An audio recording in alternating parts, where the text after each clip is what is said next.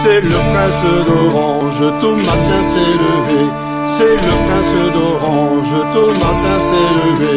Et d'aller voir son page, va sceller mon coursier. Mais que maudit soit la guerre, va sceller mon coursier. Ô beau prince d'Orange, où voulez-vous aller? Ô beau prince d'Orange, où voulez-vous aller? Je veux aller en France où le roi m'a mandé. Que maudit soit la guerre où le roi m'a mandé.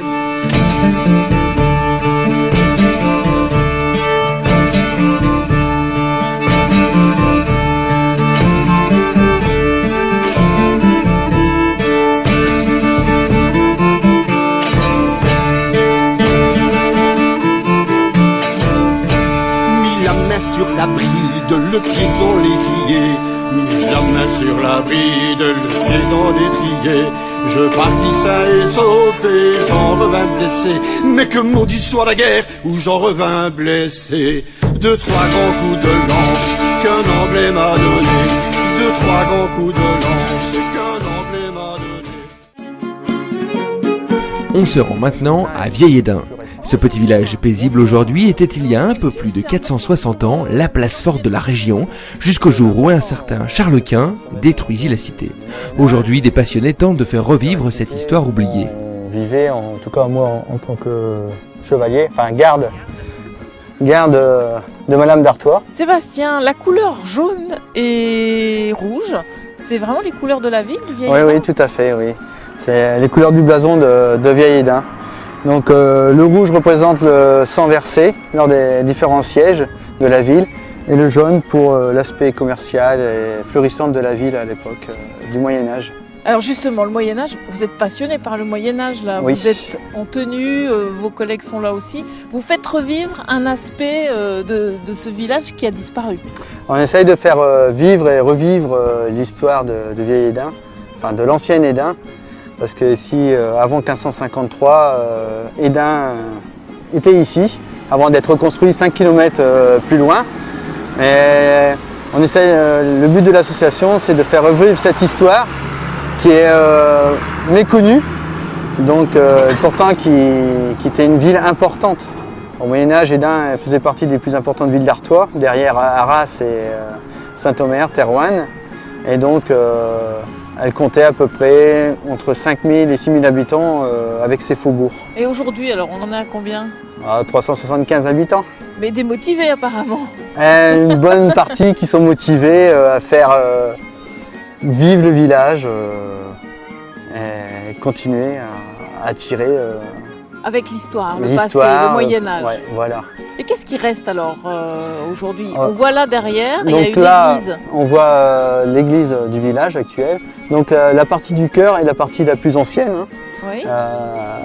C'était une chapelle hors des murs, extramuros, parce que le mur d'enceinte de la ville passait là derrière. Et elle existait déjà en 1300 cette chapelle. Et donc, et le reste de l'église a été construit au 19e par Clovis Normand, célèbre architecte d'Hesdin.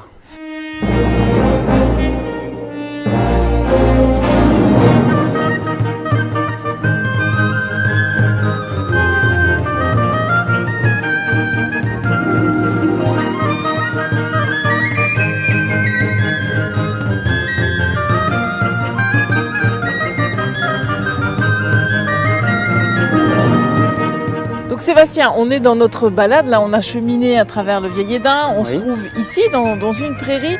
Et la particularité de vos visites, c'est qu'il faut s'imaginer le vieil Hesdin au Oui, Moyen-Âge. la visite guidée, on transporte le visiteur en 1384. Donc il faut qu'il s'imagine comment était la ville à l'époque. Donc ici, dans cette pâture, nous sommes à l'intérieur de l'espace du château, on va dire, car il y avait un mur de séparation qui séparait le château de la ville. Et donc là, autour, là, ce sont des... Donc, on va dire que si on suit la ligne de peuplier, c'est l'emplacement de l'ancien mur qui séparait le château de la ville. Oui. Et si on prend les arbres où il y a les feuilles, nous sommes à la limite du mur d'enceinte de la ville, qui formait un entonnoir vers le château et qui s'écartait vers la ville. Et donc à cette époque-là, Hesdin, c'était combien d'habitants? C'était énorme. Avec ces faubourgs, on pouvait compter entre 5000 et 6000 habitants maximum. Donc c'est à peu près actuellement comme la taille d'Hesdin actuellement en fait. Donc dans vos visites, est-ce que les gens ont du mal aussi à s'imaginer ça? Il faut vraiment Il faut se plonger. Ouais, donc, ça, durant la visite, on fait voir aussi des reproductions comme les halles ou des maisons du Moyen-Âge qu'on peut trouver par exemple en Bourgogne. Donc on leur donne parce que c'est typique de l'époque et on avait la même chose ici. Donc on leur fait voir une image pour leur faire en plus imaginer comment c'était. Alors vous, qu'est-ce qui vous motive en fait? Vous êtes ici, c'est vos racines qui c'est mes racines, c'est faire découvrir l'histoire méconnue de l'ancien Hesdin, mais aussi partager une passion pour l'histoire, mais aussi faire découvrir un joli petit village, attirer le tourisme, faire vivre les gens qui ont des gîtes ou autres. Donc c'est toute une philosophie qu'on a au niveau de l'association, c'est pas que pour nous. C'est partager. Partager avec les gens qui sont ici. Qui sont ici et les visiteurs. Et si vous voulez plonger dans cette ambiance médiévale, l'association des Amis du Vieil Hesdin organise le 23 juin prochain une grande fête médiévale avec reconstitution historique, marché médiéval et animation d'époque.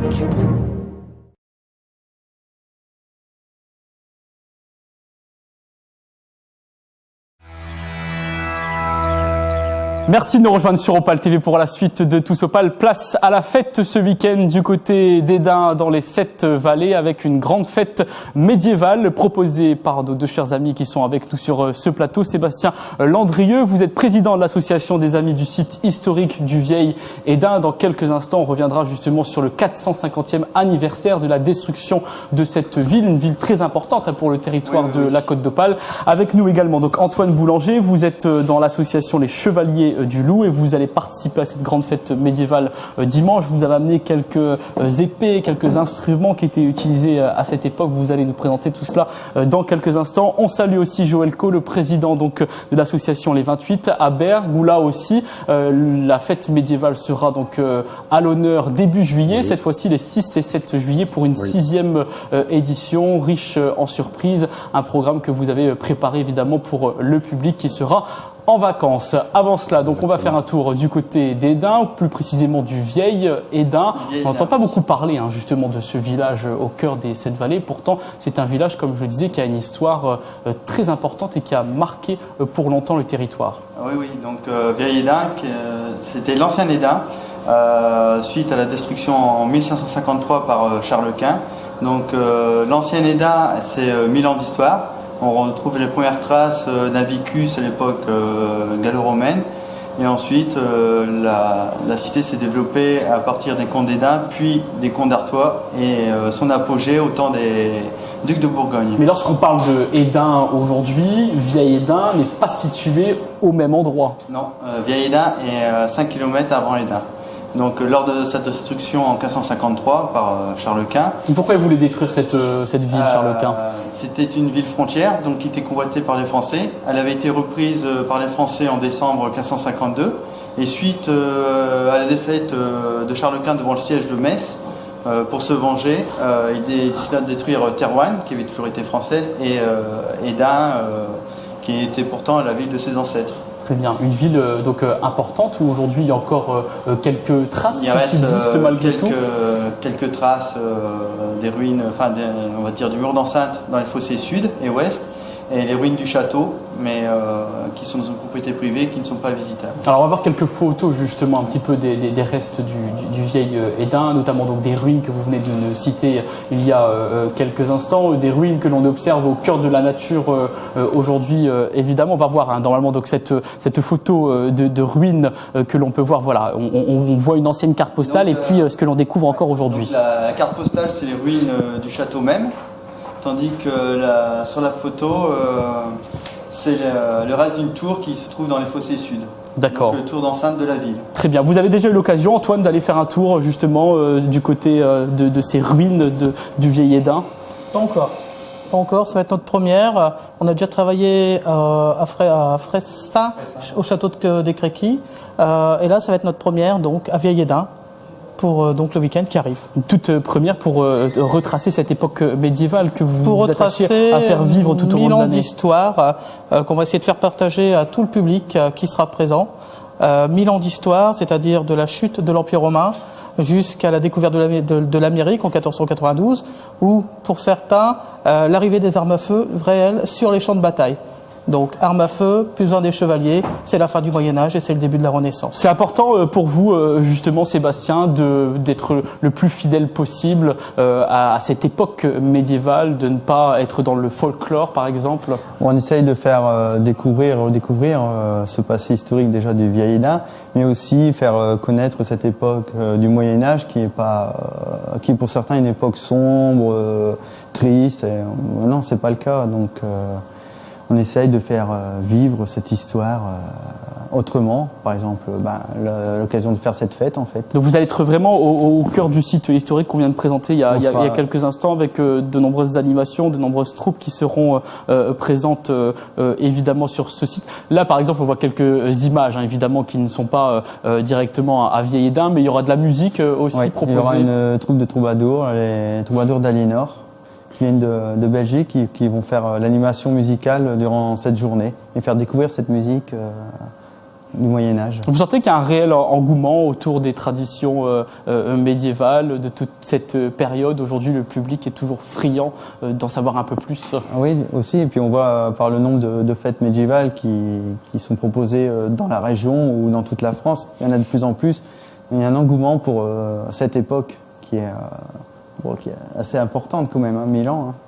Qu'est-ce qui reste précisément lorsque l'on va au Vieil Hesdin ou à Hesdin? Est-ce qu'il y a un musée avec des pièces, par exemple, que l'on a pu retrouver? Notre association, les Amis du site historique du Vieil Hesdin, a été créée en 2006. Et au départ, nous exposions les objets récupérés par les habitants qui nous ont donnés ou prêtés. Donc au départ, on faisait ça dans l'église, sur des tréteaux pour les journées du patrimoine. Et à force d'accumuler énormément d'objets, on s'est dit c'est pas possible, on peut pas toujours porter des caisses et des caisses d'objets. Donc en collaboration avec l'ancien maire du village, Maurice de Coster, qui nous a quittés il y a 1 an et demi, il nous a prêté un local et il nous sert d'espace historique où sont exposés tous les objets recueillis sur le site du Vieil Hesdin. Alors on a quelques photos d'ailleurs de ce musée du Vieil Hesdin. Là c'était l'église il y a quelques instants. Oui. Et juste là, qu'est-ce que c'est? Donc là c'est quelques boulets, oui, qu'on a retrouvés sur le site, que ce soit français ou espagnol, tirés soit du château ou des hauteurs du village c'est ceux-là qui ont détruit la ville en 1553. Très bien. Détruire la ville, évidemment, quelque chose qui fut très dramatique à cette époque, avec des armures notamment que vous nous avez amenées sur ce plateau. À quoi ça servait cet engin très strident? Alors, cette arme s'appelle le bec de Corbin. Donc le Corbin, c'est du patois, c'est le corbeau. Donc on rejoint bien le bec ici du corbeau pour traverser les côtes de mailles. La queue du corbeau qui permet de casser les articulations. Et souvent, en bas, on va retrouver une pointe pour pouvoir terminer la personne quand elle est au sol. D'accord. Donc ça, c'est une arme... C'est abominable ce que vous êtes en train de décrire. C'est une arme du XIIIe qui est très redoutée sur les champs de bataille. Et au XVe siècle, on va retrouver donc dans la garde une pièce d'artillerie pour pouvoir tirer sur la première personne qui se présente. Très impressionnant, effectivement. Et tout cela, vous le maniez, vous le manipulez en démonstration? On le manie, on le présente, on fait une démonstration avec dans des boucliers et dans différents fruits pour bien marquer le choc, l'impact de ce bec de Corbin. Donc on utilise aussi donc les lames ou tout simplement les perce-mailles Attention, ici, par ne exemple. me blessez pas. Voilà. Très bien. Tout cela, on va pouvoir aussi le découvrir du côté de Bergues, hein, les 6 et 7 juillet, pour cette 6e édition de la fériale médiévale. Ce sera donc une grande fête avec une centaine de bénévoles, une centaine d'artistes aussi que vous avez réussi à réunir pour ce temps fort. Oui, donc elle se déroulera le 6 et 7 au pied de la tour carrée et pointue au jardin public. Il va y avoir 15 troupes.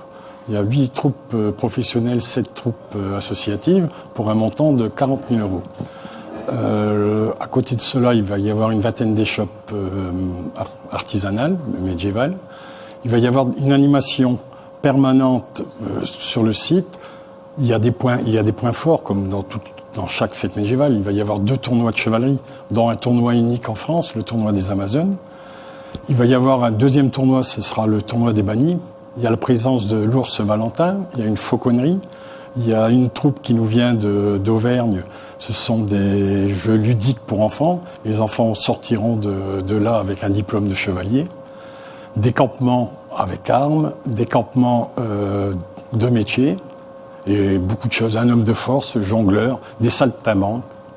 Ce sont vraiment tous les passionnés de cette période exactement. médiévale qui vont être au rendez-vous à Bergues les 6 Voilà. et 7 juillet, en costume d'époque aussi. Vous en avez un, par exemple, sur vous, c'est la même chose pour vous. Vous pouvez me décrire un petit peu justement ce que vous portez ?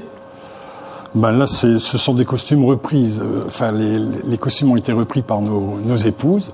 Elles ont regardé sur des sites médiévaux, elles en ont fait 150. Donc voilà, en définitive. Pour vraiment bien coller justement à la période que vous représentez.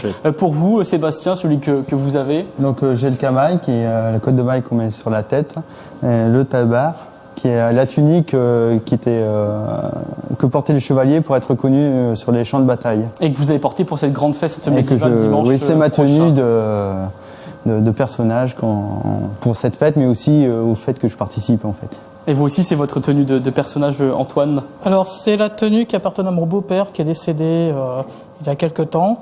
Et par rapport à lui, donc je la reprends traditionnellement sur les champs de bataille. Il était d'une part de Bretagne, d'autre part du pays ici, donc avec son beau lion de Flandre. Que l'on voit ici sur Voilà. ce tissu. Et il s'appelait donc Fagnard, c'est-à-dire des Fagnes, et représente donc le sanglier des Fagnes de Belgique. Très bien. Des beaux moments, hein, évidemment, à vivre tous ensemble sur la Côte d'Opale. Le premier, donc, ce sera le 23 juin avec donc cette grande fête médiévale au Vieil Hesdin, où on pourra en savoir un peu plus sur cette histoire que vous venez de nous présenter d'une manière succincte il y a quelques instants.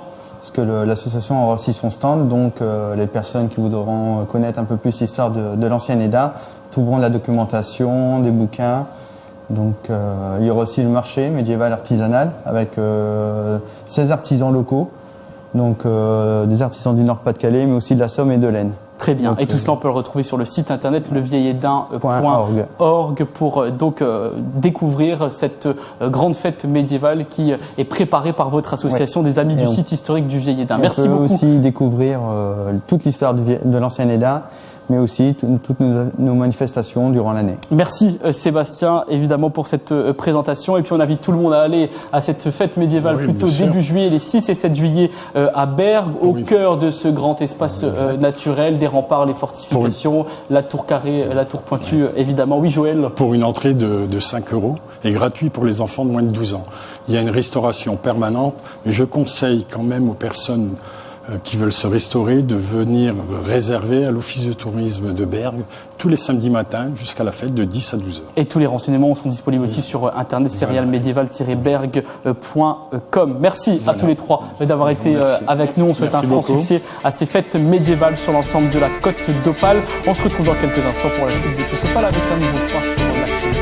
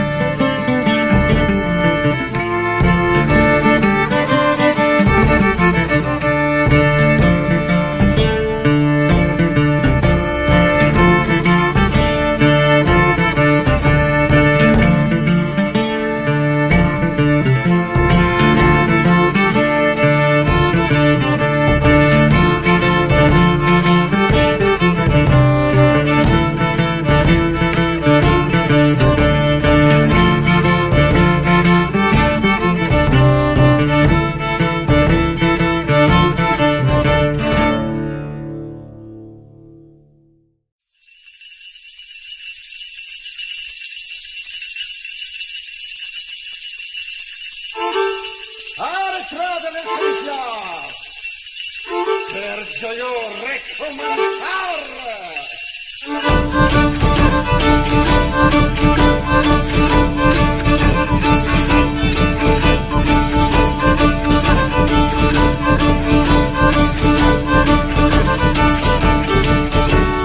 Alle tradde del Tancrar, ja, alle tradde del Tancrar, ja, per gioio recominciar, ja, e per gello si ritor, ja, con la regina a mostrar che le sia amoroso. Alla via, gelos, lascianos, bailar entre nos, ja!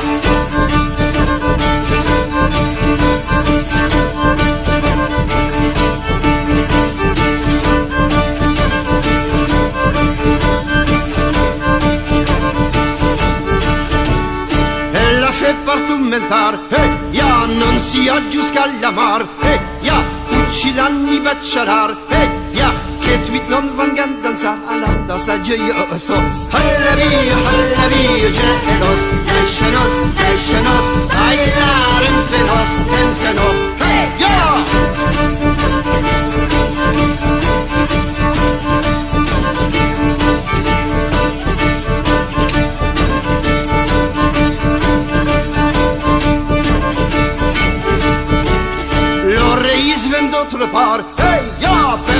speranza d'estorbar, ja, che non del crementar, ja, che non le voglio imblare, regino rioso, alla via, gelos, lascianos, bailar entre nos, ja, alla via, gelos, lascianos, bailar entre nos, ja.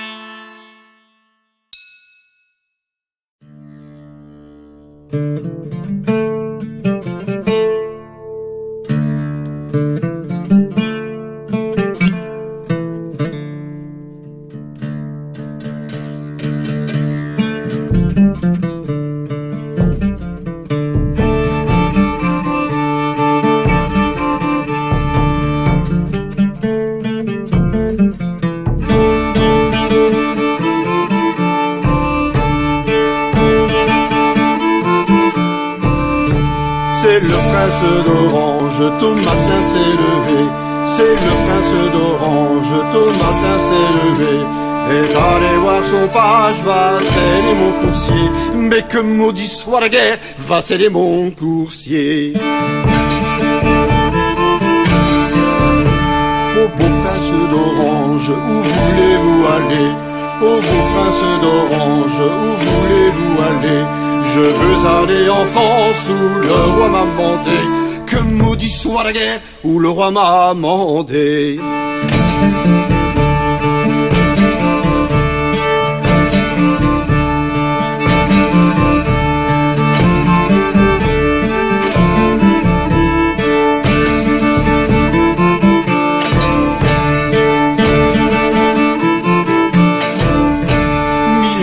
Sur la bride, le pied dans l'étrier, mis la main sur la bride, le pied dans l'étrier.